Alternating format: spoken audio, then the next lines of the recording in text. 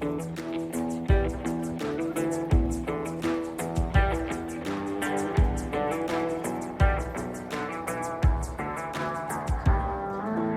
away, everybody, welcome to the FreeMind Podcast. I have Ken Davidov with Taste Boosters. How you doing today, Ken? I'm doing great. Thanks for having me. Awesome. Thanks so much. Well, Ken, tell me a little bit about Taste Boosters and this extremely innovative, complete invention that you have created. Well, I appreciate you asking because actually your listeners won't be able to see this, but I'll be showing you. You know, what I've done is I've been working for the last 15 years with electric current, a mild electric current, not like even so much milder that when you get a shock when you're walking across your rug. This is a real mild current. It's a microcurrent to the body. It's extremely safe. So what I've done is I've been working on products that use a mild electric current, battery power, and the human body as a conductivity to generate this current, which really does a lot of things in different ways. So I'll get to the spoon in a second, but I started with a toothbrush, and that was my first tech. So what the toothbrush does is very similar. You have an electrode on the back of a toothbrush. You have an electrode by the brush head. And as you're brushing, a circuit is completed. A mild current is running through your arm that's holding the toothbrush. And what it does is it temporarily polarizes the plaque on your teeth. And that plaque has a negative charge. The plaque on your teeth that sticks to your teeth that you try to get rid of every day, that has a positive charge. So in nature, opposites attract. That's just the phenomena of nature. What we do is we temporarily change that charge on your teeth enamel from negative to positive. And like a magnet, two positives, they repel. And so what we're doing is we repel the plaque. So with our Hygienius toothbrush, you really, really get a super great clean. You feel your teeth feel pearly like you left the dentist chair. Totally different tech than anyone's ever been used to. So that's our Hygienius toothbrush. So it's been very, very successful for us over the last 15 years that since I started this tech. So what I've done is I've really sort of focused on more intellectual property, more patents, more things that I can do with using the body and a mild electric current for a health and wellness benefit. So now we fast forward to the spoon. We have a pandemic. The pandemic starts in, say, March of 2020. That's when everything in the States is shut down. So I had a very rudimentary prototype of the spoon concept. And when I heard that people were losing their sense of taste, which was a big thing with COVID, as you remember, I said, okay, wait a second here. Taste. I have something that may be able to help people. And it was becoming like a global thing, but we're in a pandemic and everything's shut down. But I am an entrepreneur and I have factories over in Asia that produce my products. So what I did was something that was almost unheard of. I actually designed, developed, produced, and shipped a product during the pandemic that was totally revolutionary. So that was SpoonTEK. So what SpoonTEK does, Nate, is that it takes a mild electric current. It has an electrode on the back of the handle. It has an electrode in the spoon bowl. And as you're eating, a mild current, you don't feel it, but it travels through the food. And as you're eating, it touches your lip and tongue. And what that does is it excites the taste receptors within the taste buds of your tongue. And it alters, enhances taste and flavor. And it neutralizes and suppresses sour, pasty aftertaste. So let's just say to your listeners, if anyone eats yogurt usually has a sour, pasty aftertaste.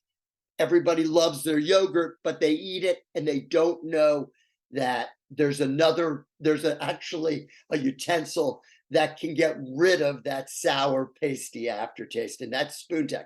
So the way it's wired and the way our technology works is that there's electronics inside the spoon handle, and you're looking at the spoon, you've seen it, but what happens is that we enhance sweet and salty and we suppress sour.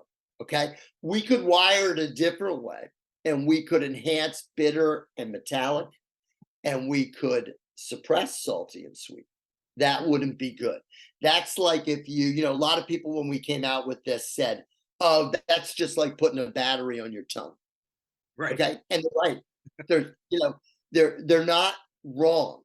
Actually, it is, because remember, you're using the human body, the tongue. If you had a battery sitting on your tongue, you'd have a battery, you'd be licking it, you'd be tasting all the things that you did when you were a kid. If you ever licked a battery, I mean, I've never done it, but people do it. And it's like a little, prank. But anyway, here's the deal. We've done it in such a way that you don't get the metallic and the bitter. And I would invite people, I don't want to invite them, but try eating a meal with a 9-volt battery in your tongue. You are not going to probably make it till the end of the meal. And that is why we have SpoonTEK. So SpoonTEK, the market is for people that have a problem with sour, pasty aftertaste, that want to enhance sweet and salty. Also for people that have lost their sense of taste, that might give them a little bit of a boost or a little energy on their tongue to get a little more flavor.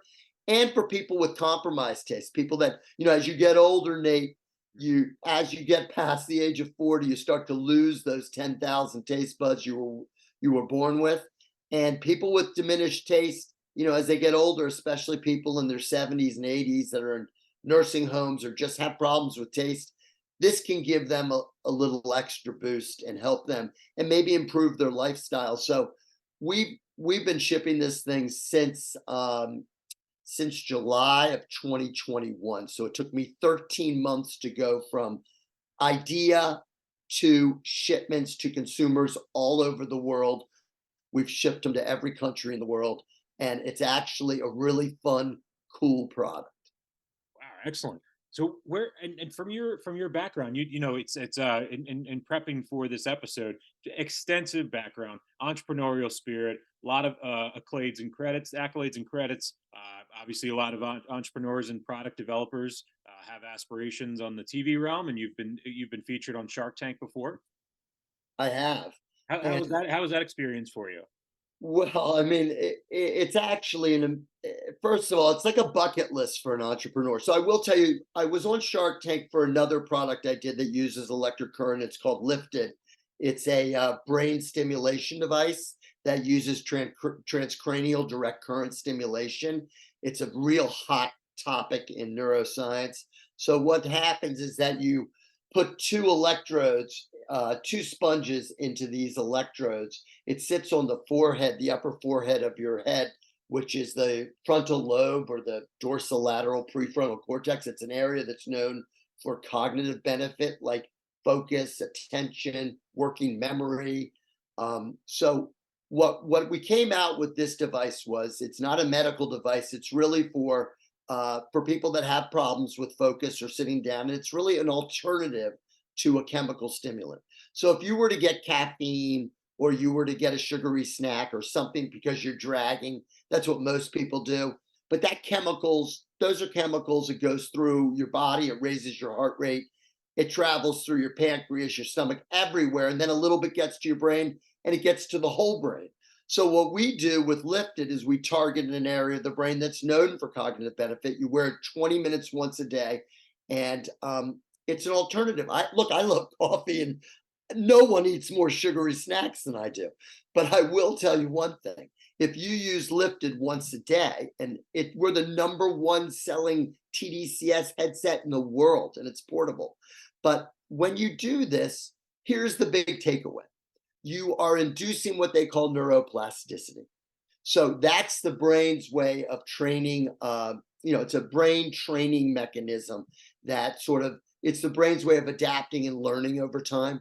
So the more you use LIFTiD, using it with a task, like you're doing a spreadsheet or you're doing you're editing photos, you're reading something that you drink coffee for or have a donut. It's like that's the whole key. But you get better and faster and more productive over time if you use these tDCS devices.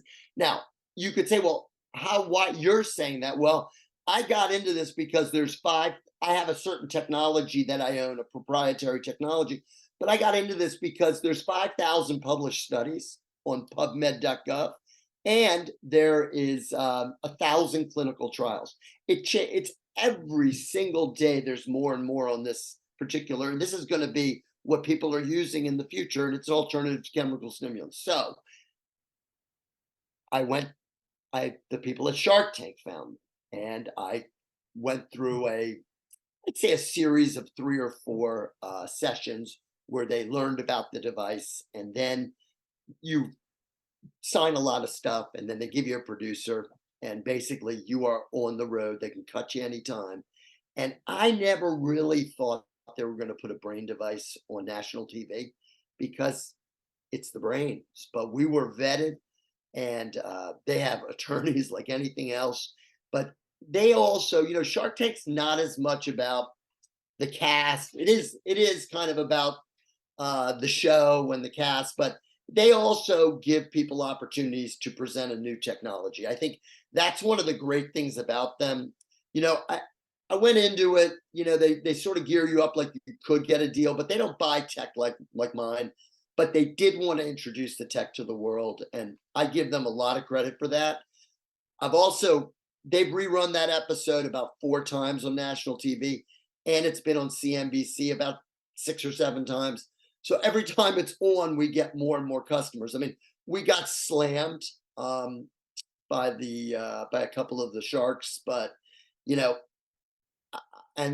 didn't put us in a great light. But I'll tell you one thing, Nate, it was cool. They wanted my wife to be on with me because it was kind of a husband and wife thing. She's not in my business, but I looked at my wife before we walked down that tunnel, and I said, remember this, because we did our 90-second pitch, and then you're on and you're under the lights for about an hour, and then they edit it and put together the show. But it was cool. And and then I came back the next year. My episode didn't get filmed. I mean, it got filmed, it didn't get broadcast, but I think they saw something in me. They saw something in my innovations. So it was really cool to be on Well, TV. yeah, obviously, in any time, in any aspect of business, you get called back. That's a compliment. You know what I mean? Let's not. You got to look at that. I mean, it's. And Yeah. I do. And look, a lot of people would say, "Oh my gosh, was it?" But what you do, we have like 3 or 4 Sony, put on the internet. I mean, ones with 1.5 million views, things like that. I mean, there's a lot. You got to have thick skin to do anything when you go on national TV. But I will tell you, it was an awesome experience. I'm more about, I think life is you have challenges, good and bad. And if you put yourself in an uncomfortable situation, and you just do it, sometimes you don't know that you might get something good out of it. And I have to tell you, that to me is why I'm still doing all this stuff, because I feel like I take on all these challenges and all this risk, but if you don't put yourself out there, you're just not going to be. You can't be in the game unless you understand. You have to have that thick skin. But I do want to tell you, for your listeners, coincidentally, because we're doing this, and it's November 29th, but I'm going to be on TV tonight on another national TV show called Snake Oil. It's after The Masked Singer on Fox, and it's at 9:00, and it's hosted by David Spade. It's got a couple of celebrities on it. I've already filmed my episode. It's not live, but it was an incredible experience, and it's a lot of fun. So anyone that's listening to this, if you tune in tonight at 9:00, you'll see me firsthand. You'll get to actually see what I look like. And then the other thing is you'll get to see a fun a funny show. So what they do is if you don't know snake oil, they take 4 real entrepreneurs, and then they have 4 snake oil entrepreneurs, and they create these items. It's really incredible how they do it. They try to make it really hard for the contestants to pick what's real and what's snake oil, and the show is getting really good reviews. It's kind of like not Dana Carvey. What's his name? David Spade. Spade, yeah. They actually are in a podcast together, those two. But and I like them both. But David Spade is kind of the anti-host. He's not like got the energy of a Drew Carey or a Bob Barker or a whatever. But he's funny. He's a comedian. And then they have these celebrities. It's a funny show. So I invite people to listen. They can see me, and it's a good escape. It's a fun game show. So that's tonight at 9 o'clock on Fox. Excellent, Ken. Well, one of the things I wanted to talk about too is a lot of, you're in the realm of concept to invention and product development. A lot of times we talk with different people and they're reformulating something that already existed or enhancing something that was a commodity. And I want to talk about I'm going to say the persistence, perseverance. Sometimes somebody might think you're crazy or anything like that, as far as sticking to what you're believing in throughout that. But also, there's a lot of times where I feel like people get emotionally involved in their brand or their business in the front end and aren't able to step outside and poke holes in it.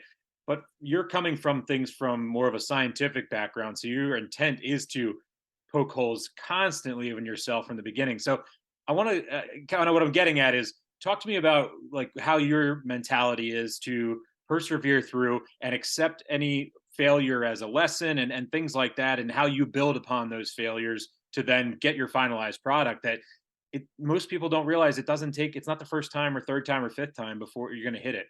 And sometimes it takes a lot to get things down, especially when you're creating something from a concept of a blank whiteboard. Yeah, I mean, you actually couldn't have asked the question or said it better. There is a great biography on, when I checked into the Hershey Lodge in Hershey, PA. I live in York. Yeah, okay. Yeah, I 20 checked minutes into the away. Hershey Lodge, and they had this. When I went to the room, I'd already had a couple of Hershey bars they gave me at the desk, and I watched when I turned on the TV. I guess it's running on a loop, the bio of Milton Hershey. And believe it or not, I watched this whole thing, and he failed, I think, 14 times with his candy companies. He couldn't get it right. And he kept picking himself up and getting it right till he got the right area, which is Hershey, with the cows and the importing of the cocoa and all the area that he needed to get it right. And he hit it with Hershey bar and all that stuff, and Reese's, and it's amazing, his story. But the story is, like you said, it's really about understanding what is failure and how to you can't be in my business of doing this unless you're a risk taker. You just have to have that in your blood. If you take a product, and a lot of entrepreneurs are one and done.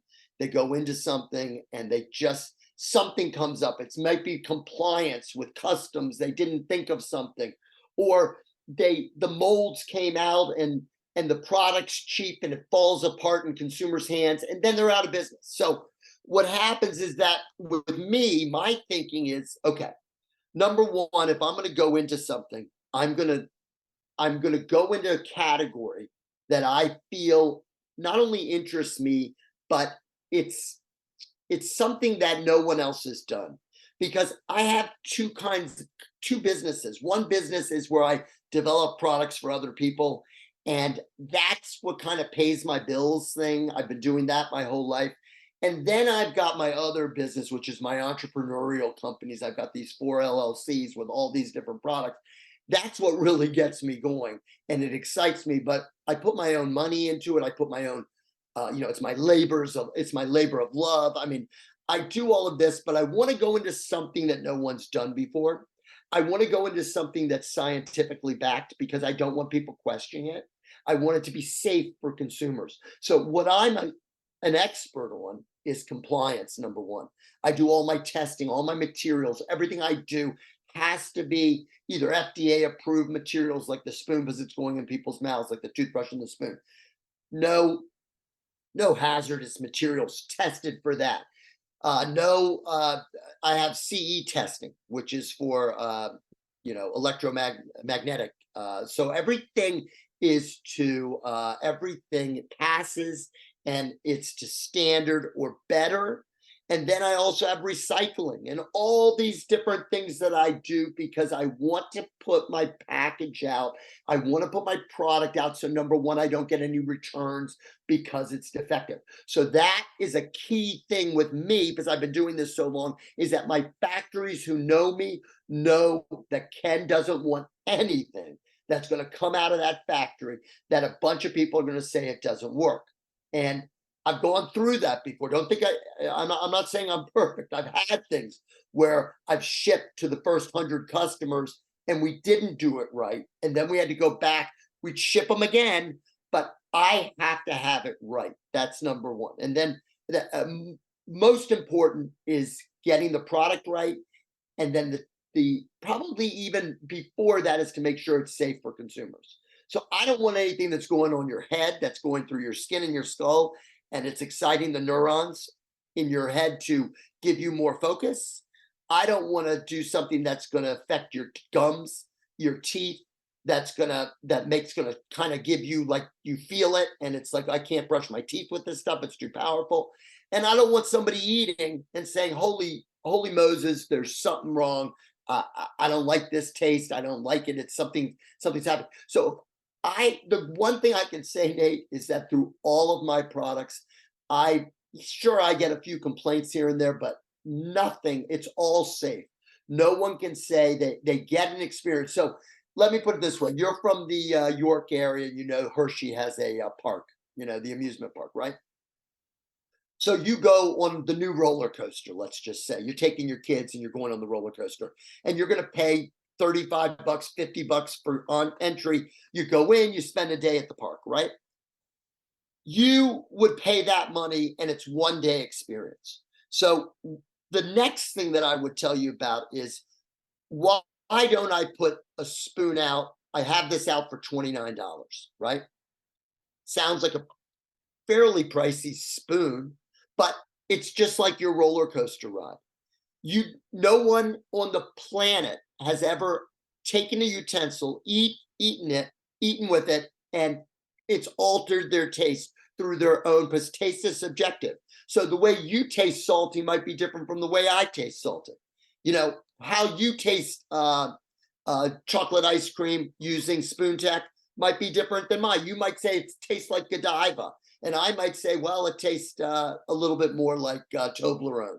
It's all impacted by everything I do is subjective. So when you say, people don't "Oh my realize God," that snowflake aspect. People really people don't are shooting you down. the neurogastronomy of the core memories, and it's all tied to what your experiences of life are, is to actually how you're tasting things in a sense too. And it's incredible how limited you can kind of focus on things with food. And I appreciate you comparing the amusement park to a restaurant, because that's, at the end of the day, we've commoditized food, and we've taken the taste and we've taken the experience out of food to an extent. And whether we're looking at food, it's kind of, I feel like sometimes people take two paths. It's either we're looking at food as a suppressant of stress or crutch or comfort, let's use, because that word gets thrown around, or it's of a fuel. So we're just going to focus on the interiors of it and the output of what it's going to give us, and I don't care about what the taste is. And we've lost that middle ground of the experience, and I really appreciate what you've done, because that's exactly what it is you've taken it and said, no, it's we're going to go against the grain, and we're going to bring back this experience, because you can have that the selling point for your thing too is not even, I wouldn't even focus on, when I think about it, it's not even the money as much as it is how if I can give you a $500 experience every day, or $100 experience every day. What is that value to you from an experience, from a Well, stress? that's exactly right, Nate. I mean, that's the crux of it, is that it's an experience that somebody, all it takes is one person for me to say, "Oh my gosh, I hate the taste of sour yogurt, and you've changed the way that I eat my breakfast every day." And you say to yourself, like, I go into this stuff, like you say, to just sort of give give people a chance, a choice, something that they can say in their life, wow, this is unique. And now that they're doing this, what else can they do? So Nate, I have a my next product is a beverage device that uses a mild electric current, and it takes you can put a sparkling beverage like a seltzer, you can put a beer in there, you can put a soda, and it doesn't lose its carbonation. So as you drink, usually when you put a carbonated beverage in, after 5 minutes, 10 minutes, it loses its fizz.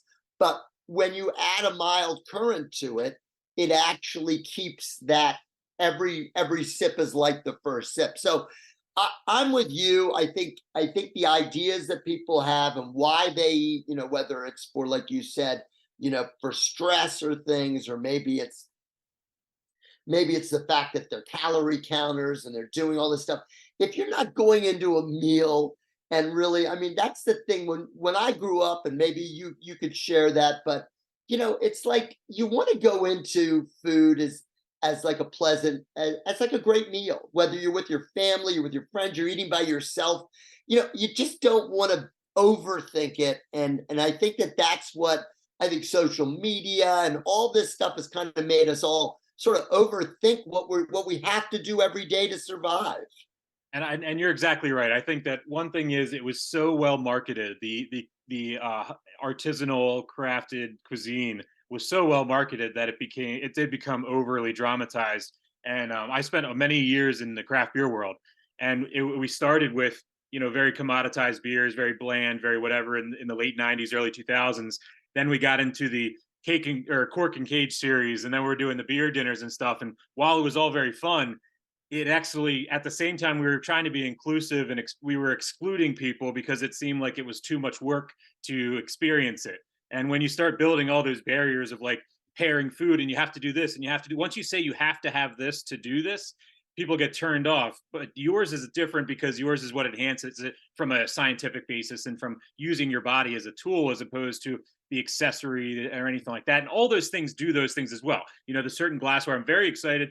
I'm going to be following that development as well, because that for our industry, specifically my main stuff in the alcohol world, I think there'll be those breweries and wineries and distillers will be clamoring for that technology when you're finished with that. That's for sure. Well, I totally agree. And just so you know, I had during right before Halloween, I had an incredible pumpkin ale that I drank out of a pumpkin, and that was one of my highlights of this fall so far, was having a few beers. They actually had the pumpkin, and taste is, when I finished, one of my friends said, we're drinking out of the pumpkin. He said, did you think that the beer, could you taste a little of the pumpkin, in it? And I said, I'm not sure, but I think that maybe, it's such a good idea that you're drinking out of a fruit. Like Yep. if you hollowed out an apple and you poured something in there, would you be able to taste some apple with your what do they call it, your bourbon Yeah. or something? I love the idea of infusing things and just mixing things together. And one of the things with SpoonTEK is that when we came out with this, we shipped it to every food company in the world. So remember, when you do like an Indiegogo thing, and this is the first time I did an Indiegogo, so we raised about $50,000 on that. We had about 1,200 customers, but a lot of them were food companies from Japan, from Korea, the biggest. I mean, the biggest in the world. Coke. I mean, anybody that was in beverage food was buying the spoon, and rightfully so, because I did it. I came up with it because I had the tech to put this spoon, to put the microelectronics inside this handle, and you can see that it looks like a regular spoon, but it's got some serious electronics inside. Um, but I think they were all like, wait a second here. This guy, we work with taste every day. That's what we do. We put together cherry Coke or vanilla yogurt or whatever. And we never thought of a spoon or a utensil with electronics. What are we doing in our R&D? I'm not challenging them. I'm just saying I'm an entrepreneur who had the vision and the foresight to go ahead with something. Because remember, I could make this, Nate, 100 times faster than any company that has to go through all of their, internal stuff just to get something approved. So the great thing is that I didn't want to just run around and say, hey, I have a prototype of something that might help people that lost their taste with COVID. I said, I'm going with it. I'm doing it. You It's got it. doing it. So that's where the risk factor comes in. Like, I don't even have my kids in this business because, you have to be able to go to bed at night and sleep. So, Sure, not from a product development side of things, but my business has been around since 2010 as when I founded this business. And a lot of times we were talking about the infancy of business throughout how evolution happens. And you talk to people and instantly they're like, oh, did you start? When did you start? 5 years ago, 6 years ago? I'm like, no, I've been doing this a long time. In 2010, been grinding all the way through and things. And it started out as just booking bands. So I loved music. We were going back to finding a passion that you love and then find a way to make money. That was something my family had always said. Grew up blue collar and everything like that. Well, me and my three cousins graduated the same year. We're the same ones that first ones went to college and did all that stuff.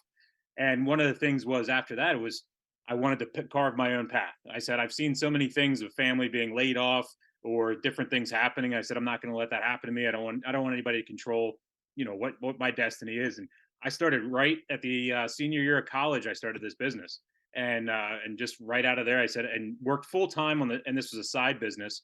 But once it got to the point where it matched my income, I had to start considering, the amount of time I was spending and where to go, and eventually made that transition and took what I was doing as a full time person and then did it as a consultant, so that it gave me the freedom to be able to bring in more projects and kind of grow it out from there. But through that, my point of what I'm trying to get at is a lot of failures throughout the way, and I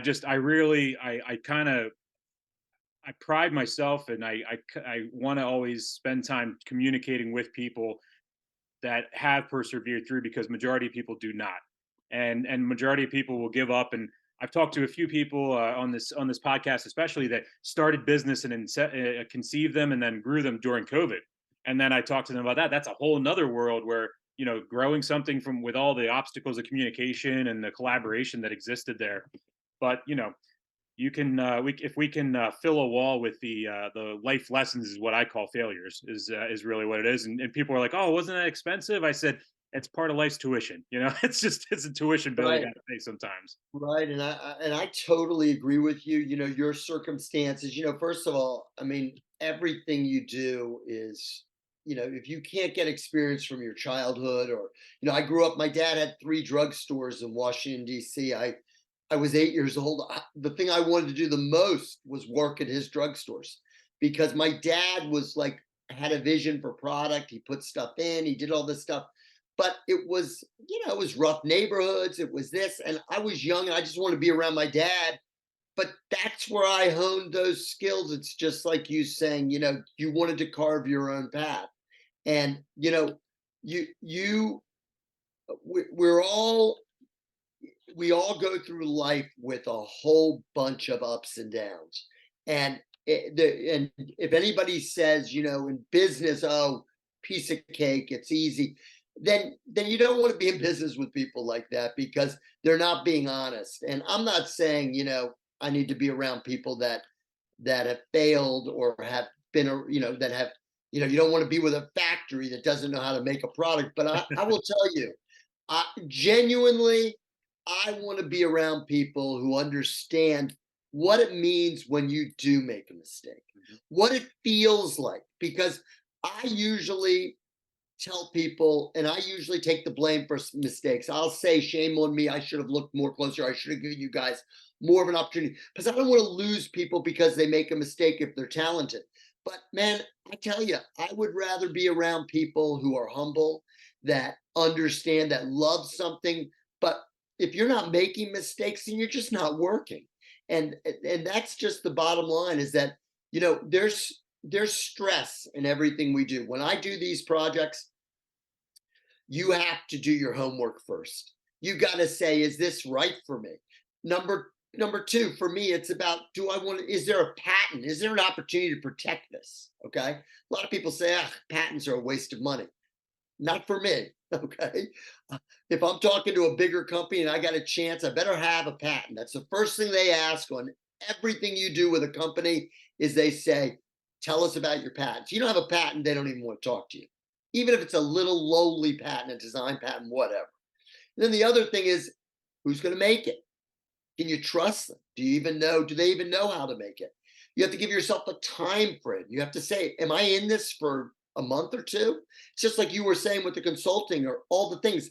You have to give things a time where you have to say, okay, this isn't working out. This isn't going to happen the way I wanted it to. You either have to step it up and ramp it up and find ways to adjust and serpentine and make it happen, or you got to drop out of the game. And that in itself is a stressful thing. So what you want to do is keep it fun. Anything you do in life. For me, it's like, if it's not fun for me, and I can't talk to guys like you and, have a beer, shoot the shit, and tell you about what I like to do as a person, and get to, break bread with you and get to know you a little and keep it real. I can tell you what's not real. Prototypes. Mhm. Prototypes in my business, it's like, you run around with a prototype, that's fantastic. So many companies have prototypes. But the question is, can you commercialize it? Can you actually put it in an injection mold? Can it actually be made at a high speed? Can you make not more than one a day? Can you make 10,000 a day? Can you do all these? These are all things that matter in the sense of cost and reality. So my question is, you gotta, if you're gonna go for it, you gotta just sort of speak up. You gotta, it's like anything in life. You gotta say, listen, today's my day. I want to start something new and I want to go for it, whatever it is. But that's the way you have to be in business. And if you're an entrepreneur or you're anything, if you got to make it fun for you and you want to make it as stress free as possible. And I believe that I'm going to leave this discussion making a new friend, but also understanding that the people, everybody's different and everybody's got a challenge. And I hope that for you and your listeners, that they see somebody that isn't in their, that they don't read this kind of, you don't see people like me all the time. Right. I mean, I'm a I'm an old soul in many ways, but I'm also, like, I think, a visionary for product. And that's from a years of experience and failures with a capital F, and success with a small lowercase s.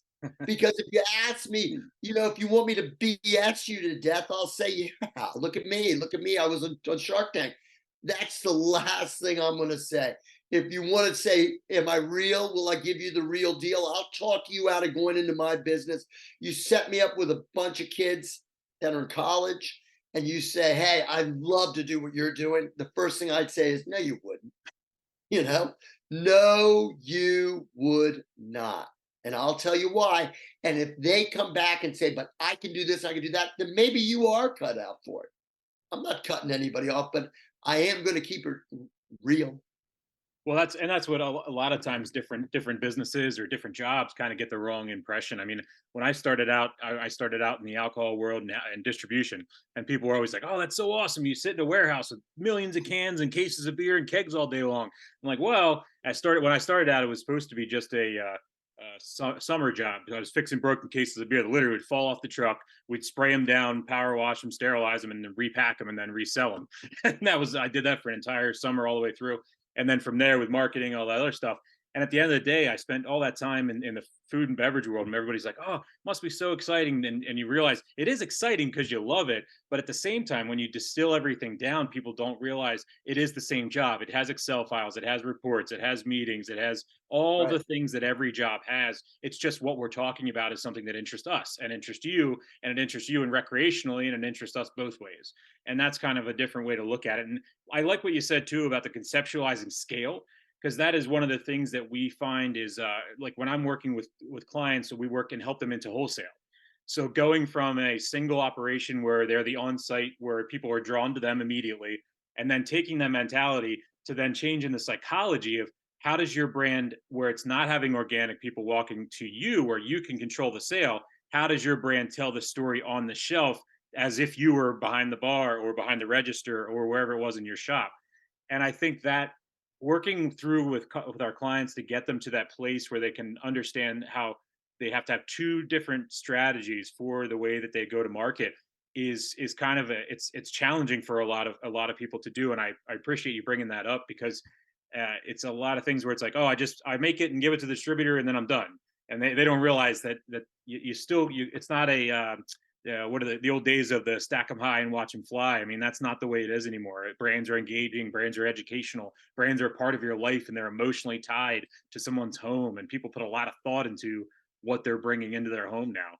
So I definitely appreciate you bringing touching on And those when things. you just said what you just said, when you said a lot of people are like, "Yeah, I make it, I give it to the distributor, and I'm Yeah, done." And you really want to say, "No, no, no, you're just beginning." they tell me that all the time. I have it. It's called a DR. It's a DRM, distributor relationship management, and that's our entire gradual course where we teach them and then coach them all the way through, help them in with the sales to get them ready for wholesale.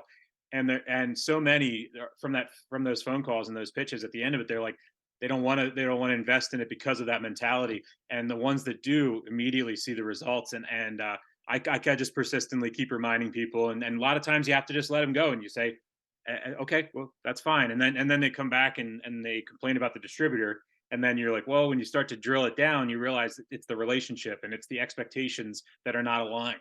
And that those have to be aligned in order for everybody to grow successfully. And well, hey, thank you so much for your time today. I really appreciate it. And everybody make sure they tune in tonight. Snake Oil on Fox. Yes, and Nate, pleasure meeting you. Really, really wonderful, and I wish you the best in the holidays. And I hope we talk again soon. Absolutely, to you as well. And this will not be our last conversation, I'm sure. I really appreciate you taking the time. Very enjoyable talking to you. Thank you. You take care. Have a great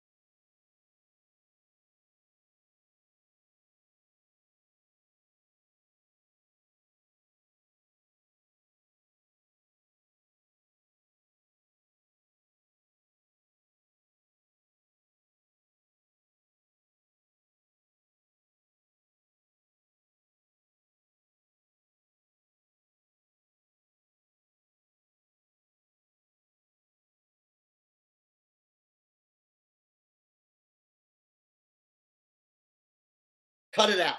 All right, gotcha. Yep. Cut it. Cut Anyway, out. so listen, so really great talking to you. You And too. I hope I didn't I have a gift of gab. I hope I didn't over talk. No, not at all. You promise. You're good. Yeah, yeah. So I mean, I think it was fun. So keep me posted. Do whatever you want. I know we put a lot of time into this, but you could.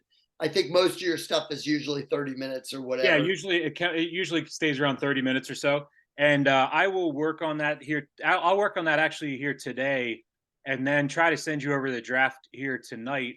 That way we can log it in for Wednesday, and it'll be. I like to do 5 a.m. when I drop them, just because it logs into people's news feeds. So it'd be Spotify, every podcast platform it'll land on. So Spotify, Apple, Google, all those. Yeah, and I like the fact that we did it for next Wednesday because it's kind of got a little. It's something to look forward to between Christmas and New Year's. You know, it's kind of fun. Yeah, it gives me some extra. Anyway, Gives us some extra promotional stuff too. So I'll listen, send that stuff over to you. I'm really glad we connected. And you Absolutely. know, if you don't mind sending me your address, I'll send you a couple spoons and some toothbrushes. Oh, that'd be perfect. That's awesome. Thanks so much, Ken. I Love to. appreciate it. I'd love to, and you'll have fun with them. So Absolutely. send me just text me. I'm not text me. Email me your mailing address, and they'll go out tomorrow or today. All right. Thanks, Ken. Hey, you have a great Thanksgiving. I appreciate it. So, appreciate it. Take care, Nate. Yep. Have a great day.